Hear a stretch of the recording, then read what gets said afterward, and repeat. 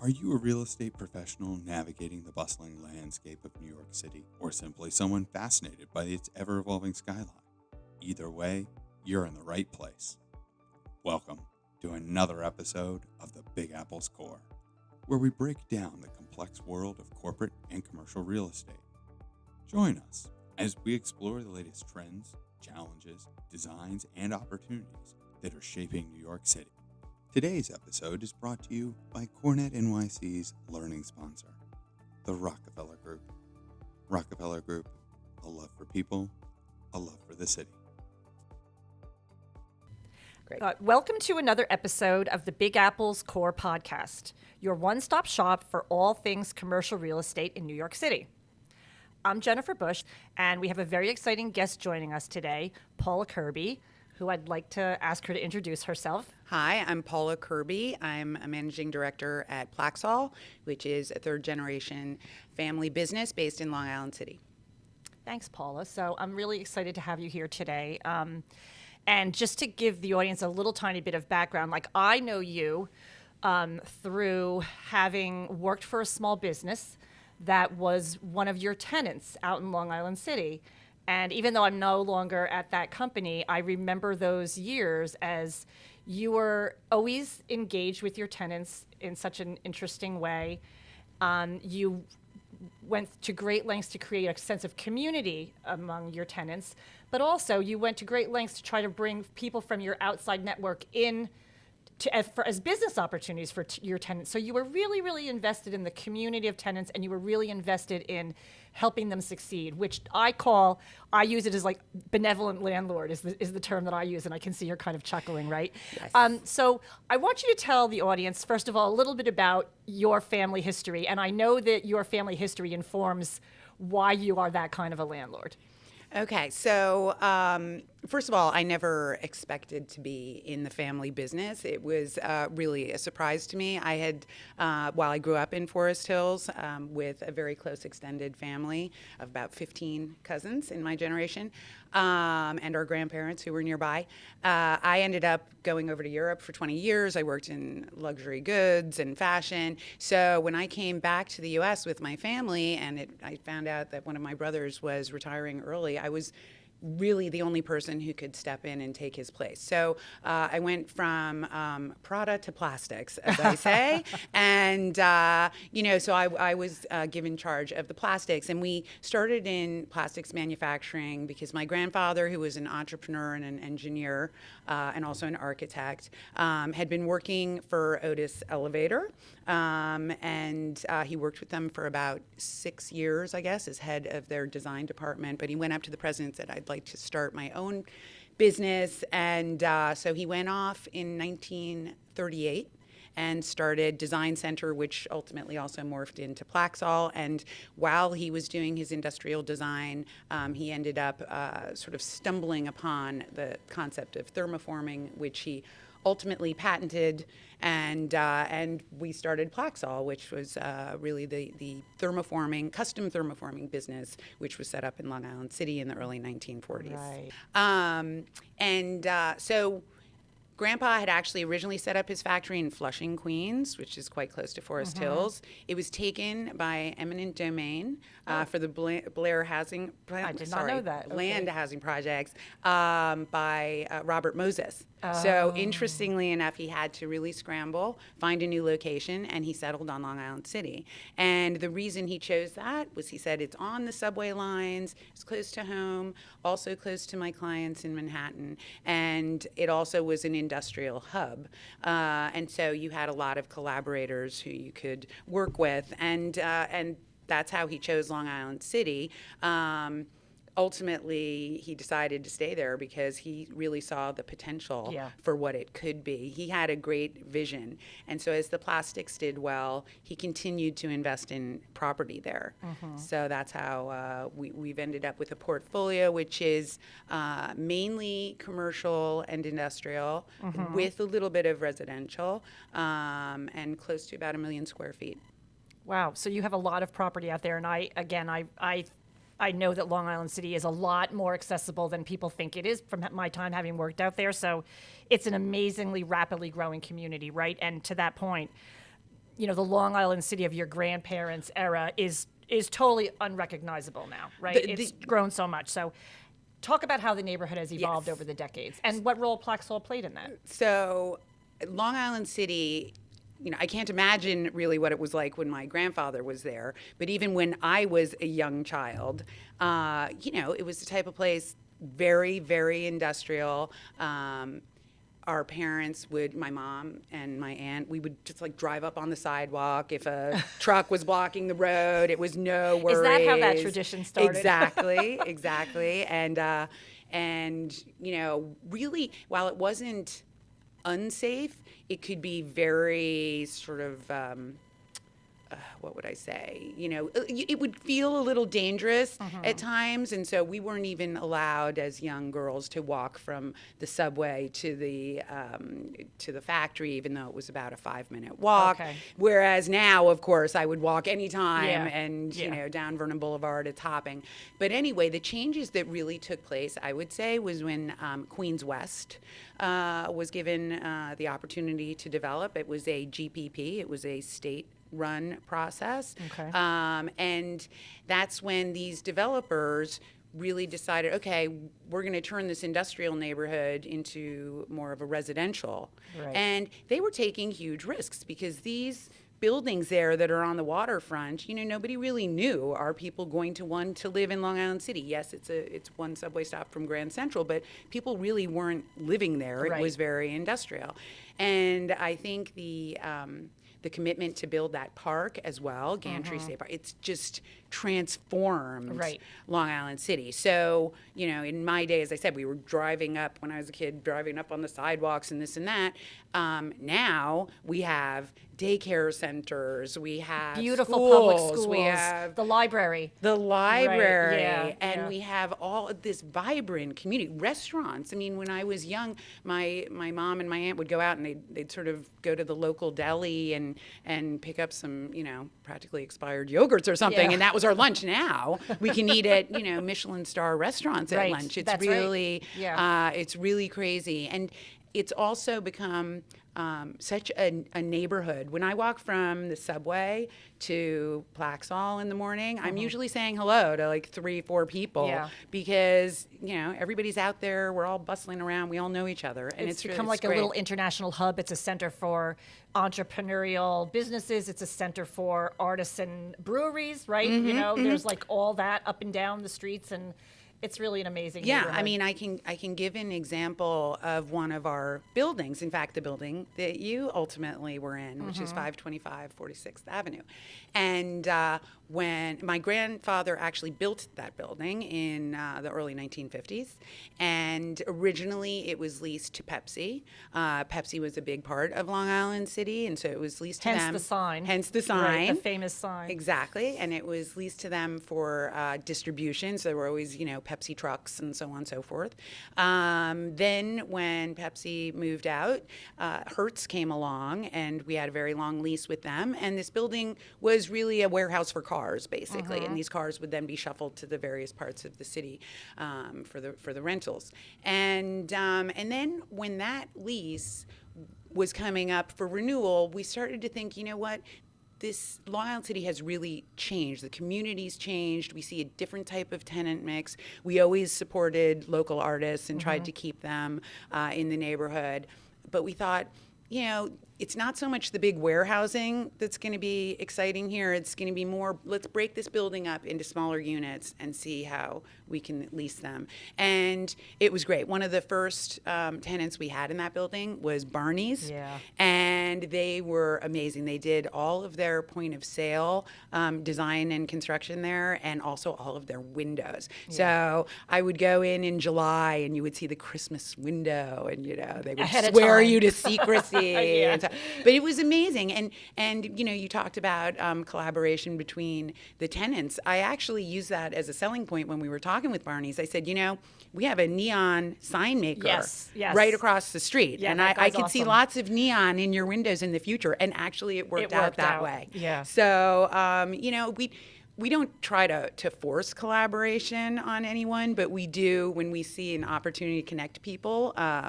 It's great. We definitely had the right mix of tenants to just sort of naturally be collaborative, Well, you know. we also during have my a time there. brewery, and I say everybody, some tenants collaborate with each other, but everybody collaborates with the brewery. Everyone goes by, you'll That's see right. people with the Everybody growler. gets kegs for parties and that kind of. exactly. I So remember Rockaway that. I remember Brewing, that. yeah.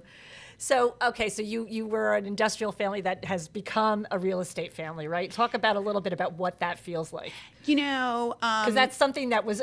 I'm not going to say thrust upon you, but that's ultimately what happened Yes, to your family business, yes. and it's a completely different animal. It's, Or not, maybe. first of all, I would say my grandfather being both an architect and engineer, he always was interested in Right. in real estate and in development. We really only did one major project while he was alive, beyond the one that was on the building that I mentioned about you, but Hunters Point Plaza, which had been a 5-story factory, and he added 5 stories to that. And when he went to get the permits from city planning, he said, oh, I want to add 5 stories. And they're saying, why? Why would you do that? And he said, oh, I want to make it into a commercial office. And they're saying, are you crazy? Commercial office in Long Island City? Go ahead, give it a shot. And for a very brief moment, that 10-story building was the tallest building in Long Island City. And it has been virtually fully leased ever Really? since. That's great. We have DEC in the building, we have DOT in the building, and so my grandfather really did have ideas that maybe other people thought were a little kooky at the time, but he had a great vision.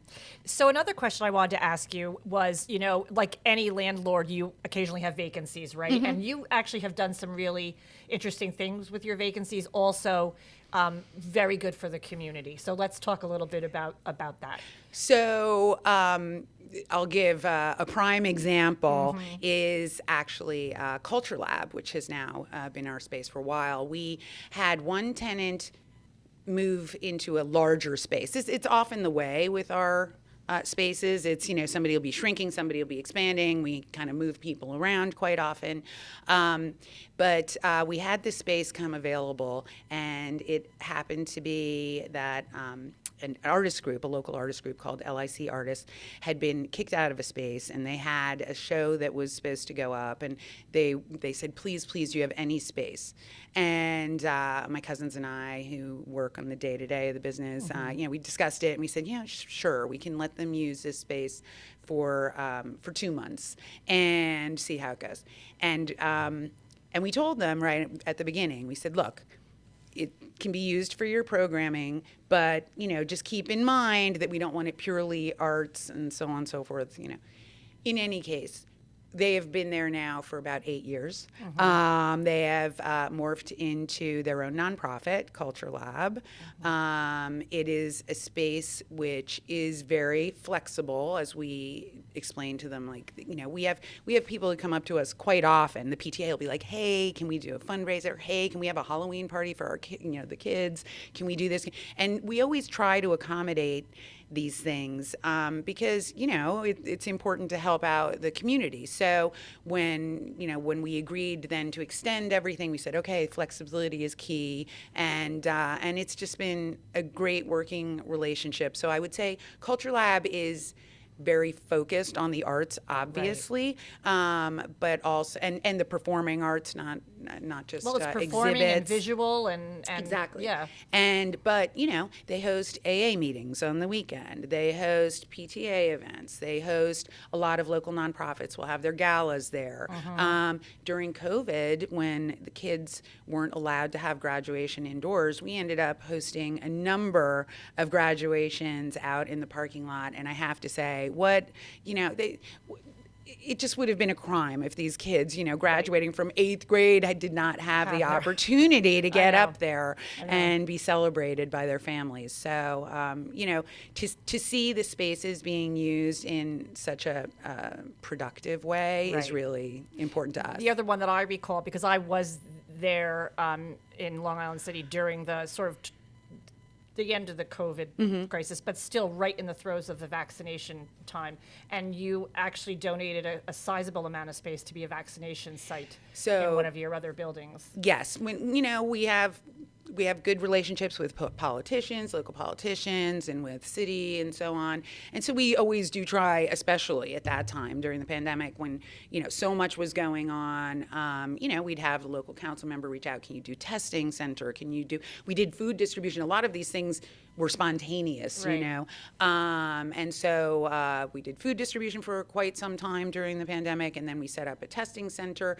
The vaccine center was actually something more with I think the city government, and they actually, rented the space. Okay. So we are benevolent, but Okay, not but- that benevolent, okay. I guess. But they did rent that space, and it was a vaccine center for quite some time. We obviously try to work with everyone as much as we can. You said a phrase to me earlier, which I liked when we were sort of chatting before we started the podcast about To whom much is given, much is expected. Yeah. And that is something that our grandparents and our parents really instilled in us. My grandparents were from very humble beginnings in the Midwest, and through a lot of hard work and a focus on education, they really emphasized education for all of us, their children and all of the grandchildren. They were very successful. And in 1947, when I would say it was actually a little premature, but they had heard that some of the rules about setting up a family foundation were changing, and it would be a little bit more onerous. So they said, we expect we will have money, basically, was what my grandfather said. We think we're going to make money. Optimistic. And said, so we're going to set up a foundation right now. And that foundation, it's not, it's a pretty small foundation, but it allows us to be able to support local community organizations, and we don't just. Writing a check is good, and I know that these foundations or that these organizations appreciate it, but we were also really taught to roll up your shirt sleeves and get involved. So all of us who work in the business are very active on a number of boards. I'm chair of the Queens Museum. I'm vice chair of the Queens Public Library Foundation. I'm on the Kupferberg Center for the Arts, the Mount Sinai Queens Advisory Board. You're not very busy, are you? No, it gets to a point where you try. And my cousins, by the way, on the Parks Conservancy there, Gantry Parks, and on Culture. Another cousin is on Culture Lab, and we have an employee who's very involved in Jacob Riis, which has been something really close to our heart. I think my mom was on that board for 32 years. So we really try not only to be supporting financially, but getting in there and helping and actually helping. Up your sleeves. And I think part of that is as you said yourself, networking. I love connecting people. You do. So, all of a sudden I'd be like, hey, they're doing a project over there in this organization. Maybe you guys can work together and both benefit. So I enjoy that, but it does take up a lot of time. It takes up a lot of time. Before we forget and move on to some other questions, the Culture Lab, which you talked about, they actually have an exhibit focused on your family's history and the history of Plaxall, which is, for anyone who doesn't know, is a fascinating history of industrial America, beyond fascinating. So definitely worth a trip over there to see it. And there's also a video. There is. About your family. So I was starting to say how a lot of these family businesses sort of can start in one area and morph into real estate, as we did. And we really kept the manufacturing going for a very long time. Yeah. People used to say, hey, you're the last thermoformer in New York City. And I wanted to be like, there's a reason. Most people would have shut it a long time ago. And instead, we really felt indebted to our employees, to our customers, even to our suppliers. We had developed such long-term relationships, and it was a very difficult decision to say, you know what, we should shut this down. It's time. And what year was that? The board came to the decision in March of 2021. Okay. And I informed the staff, I think, in June of 2021, and explained that this was not going to be a a closure, on Monday. This was something where we were going to be talking with our customers and really running all of their jobs until the end, like as long as they placed an order by September 30th. So then we reached out to the customers, we explained that as well. And I thought we would close probably in April, May of 2022, but the customers were really wanted a lot of buffer supplies and so on. So we ended up the last run on July 14th of 2022. Okay. And during this process, we reached out to a local videographer and photographer, and I said, hey, could you just come in and sort of take photos along the way? I really thought it would be sort of more, sort of like a bird's eye view and more focused on kind of the dismantling of the factory or something. And ultimately, though, he got to know the employees, he got to know more of our story, and he said, hey, can you bring in your mom and your aunt, and can we, and the documentary, which was never meant for any public consumption or anything, ended up first of all, being a wonderful thing for our family, because, it's a way to share with our children and grandchildren who haven't necessarily had as close proximity to Long Island City, a bit about our family and its history. But it ended up the employees were so proud to be, some of our employees were there for decades. One woman was with us for 49 years. Yeah. And 7 of the 15 retired, and then we helped place the others. Whoever was looking for a job, we worked on. I worked with Queens Public Library. They have a resume writing course, so all of us got onto a Zoom and we worked on that, and then reached out to Long Island City Partnership to help find other potential manufacturers who might be looking for people. So it ultimately, I'm happy to say they all seem to have landed on their feet. Very happy. I get from Marilyn, the one who'd been there 49 years. I get photos from California of her. Hey, here I am. Here I'm doing this. Here I'm doing that. And I'm like, excellent. Enjoy your life. You did so much, and we're so committed and devoted to Plaxall. So that's awesome. And again, I just want to stress for the audience, it is an amazing piece of American industrial history, the story of this company. So if you have a chance to go over to the exhibit over at Culture Lab, you absolutely should. Let's talk about what's happening in LIC today. It's from what I understand, it's poised again for a lot of change in terms of development. And you obviously are very aware of all that. You're very involved with the Long Island City Partnership, which I'm sure is, driving economic development in the area. What's going on right now? So over the years, I mentioned the Queens West project and then Hunters Point Park South and so on. It's just done wonderful, amazing projects, and have helped sort of the public realm as well, and the parks, waterfront parks. And then there was also rezoning in the early 2000s that was more of the core. So, whoever is driving over the 59th Street Bridge, you'll see many tall residential buildings in the core. But then there was an area of Long Island City north of Queens West, along the waterfront and so on, and abutting Queensbridge, which is the largest public housing project in the United States. Oh, I did not know that. Yes. Okay. And it always sort of felt there was this dividing line between Queensbridge and the bridge, and then Long Island City that has sort of blossomed in other very areas. Diverse. It's very so I think over the years, there were a number of sort of private applications, ours included, that for various reasons, just didn't make it through the whole process.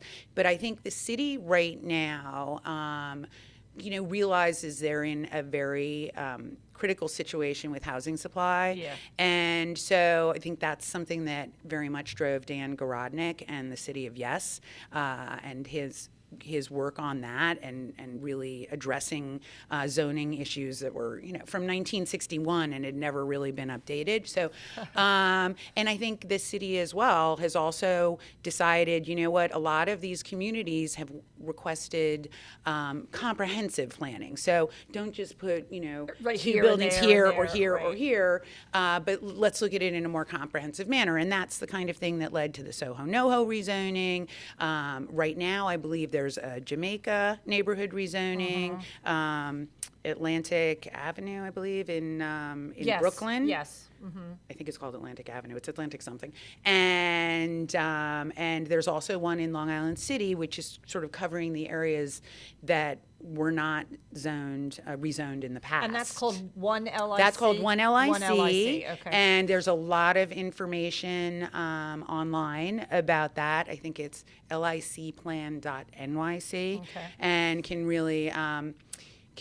really dive in there and see a lot of information on it. But I think the concept is both the city and the neighborhoods want to do things that are more comprehensive and get sort of more community involvement. And that's been great. I think the council member has led, I believe it's like 14 public meetings. Yeah. And it's a good thing, getting a lot of feedback, making sure you know what the community wants, making sure you're doing the right thing in the community. It's great. It's a great idea. I was going to ask you about that because in my time out there, I was involved in some public meetings about some other developments that were happening. And it was actually my first time to see that very interesting process up close and personal. Yeah. And it's very get enlightening. Ugly. It can get ugly. It can be very uplifting. It's very interesting process. Yes. And you've been involved in a lot of that, just as your role in that. Yes.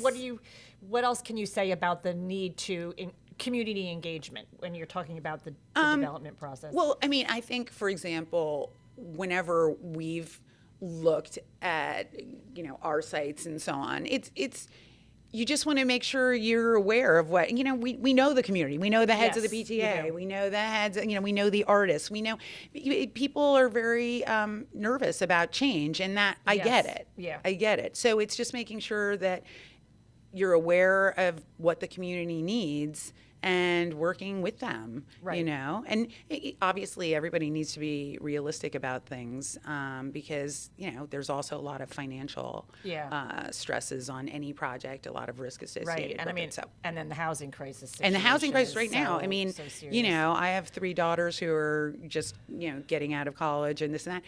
Finding an apartment in New York City is like not an easy task. No. And I can't imagine if, and looking to buy is like a huge commitment. So, And if New York, I'm also, for my sins, on Citizens Budget Commission.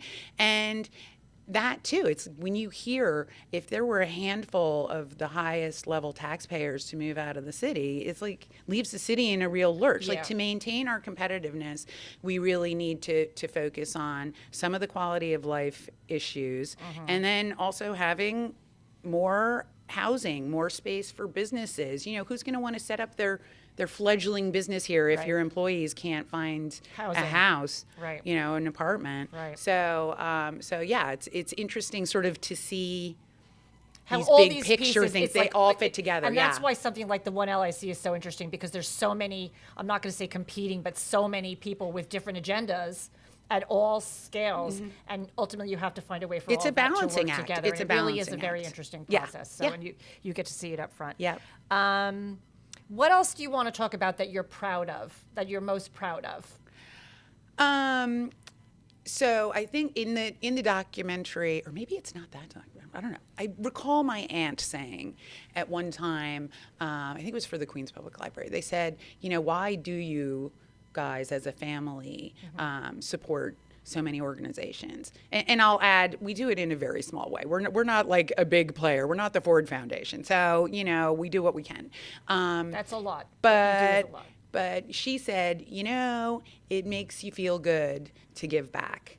And when in the evenings, sometimes in the summer, when I'm going to head home or whatever, and I walk by the parking lot at Culture Lab and I hear a jazz band playing, and you see these kids out there with their families and they're dancing and they're having fun, that makes me incredibly proud. And I know it makes the rest of my family proud because, we're living in New York City with all the millions of people can be a very isolating experience. Especially after COVID, right? Exactly. Yeah. And I think with social media, it's made it even worse because you can feel very connected online, but is that really what connection is? I don't know.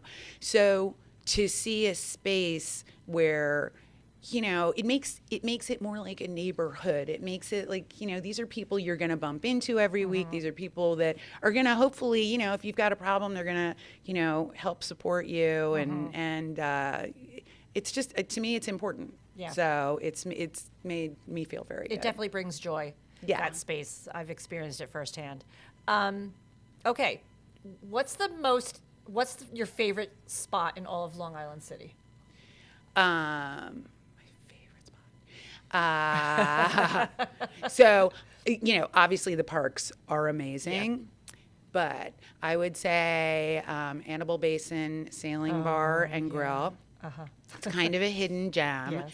It's right on the end. It's on the waterfront, right at the end of Annabelle Basin, and it's a tenant of ours who's been there quite a long time. Oh, that's a tenant too. Yes. I didn't realize Yes. that. Okay. And he's Croatian, and he opened this bar, and I say it's a hidden gem. I think a lot of people have found it, but anyway, you have to sort of walk a long way You have down to by all seek it these out. industrial. You have Yeah, to seek you're it kind of out. like, where am I going? Exactly. Yeah. And you end up there though, and after work on a Friday, and you're grabbing a beer during the summer, and it's sunny, The and you are view looking over is amazing. Midtown Manhattan, Yeah. and you're like, The bridge is lit this up. is Yeah. amazing. Yeah, I mean, you can feel like you're miles away from Manhattan, but you're literally right there, there. to touch Yeah. it, and it's it's a great experience. That is a fun place. I wouldn't have thought that you would have chosen that. I had sort of forgotten about that But place. what would but you have that place- chosen? I always loved the food trucks that were lined up along the park. Yeah. Like as a person who was working there, it was so nice to be able to take a walk and just go out and like literally feel like you're in this beautiful park. People are sort Yeah. of sunning themselves. Kids are out playing. Yeah. It really is like you go from industrial out your front door to this beautiful expanse of green and the city. It's just, Yeah. you know, I sometimes think my grandfather's looking down and saying, "See, I told you." right? I Yes, told for you sure. that this neighborhood would transform, and it did. So. Well, Paula, thank you so much for being here today. Like I think I respect you so much, and from my time thank you. working, in one of your buildings, and you were always so present. And when I joined the CoreNet sort of podcast committee, and I realized they were looking for interesting guests who had stories to tell, like yours is like a quintessential New York story. It's a quintessential American story, and it's such a great thing about how real estate can open the doors to so many other great things. So Thank you. Thank you. I'm really happy to have shared this time with you. thank you.